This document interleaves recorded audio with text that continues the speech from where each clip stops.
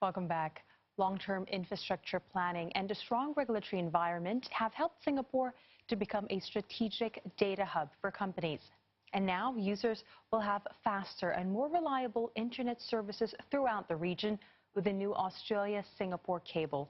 Michelle Teo explains. The vast distances we face. 4,600 kilometers long and linking 3 countries. The Australia-Singapore cable is the latest addition to around 30 cables that connect Singapore to the rest of the world. With 6 cable landing stations in Singapore, including Changi, Katong, Tanah Merah and Tuas, Vocus Group, which owns the $170 million submarine cable, says that the existing infrastructure and large market players were a few of the motivating factors in planning the route.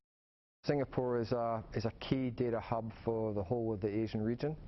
It's critical in terms of data centers that are located here, and a number of over-the-top players have big data storage here, as well as it's a big center for data traffic transiting across the globe. The new cable will serve as an alternative to the current aging Southeast Asia, Middle East and Western Europe cable, which also runs through Singapore. This will also help to improve Singapore's status as a strategic data hub.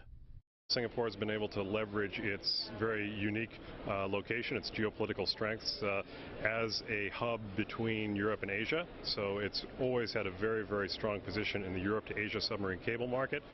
These factors seem to have helped Singapore's status as a data hub, as Facebook recently announced it would open a 1.4 billion Singapore dollar data center in Singapore, citing accessibility, a trained workforce and strong government policies. Along with fiber accessibility for most Singaporeans, one analyst says that this is a great example of Singapore seizing its first mover advantage in the region.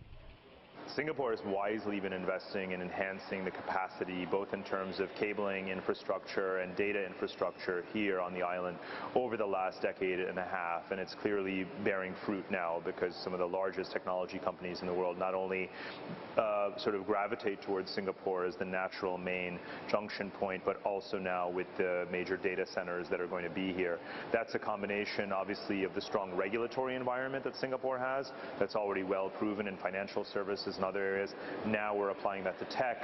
IDC Asia Pacific notes that while Singapore has done a good job to become a country of choice for many regional data centers, one of its biggest challenges is keeping up with demand and ensuring that it has a skilled workforce.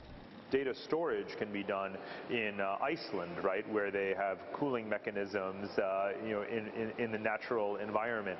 So the technology becomes a commodity. It's about the services on top of that. And that really does come down to the data analytics. And that industry can grow very strongly. We have great computer science departments here. We have a lot of fresh graduates coming out of those programs, attracting a lot of entrepreneurs in that area, foreign investment, joint ventures.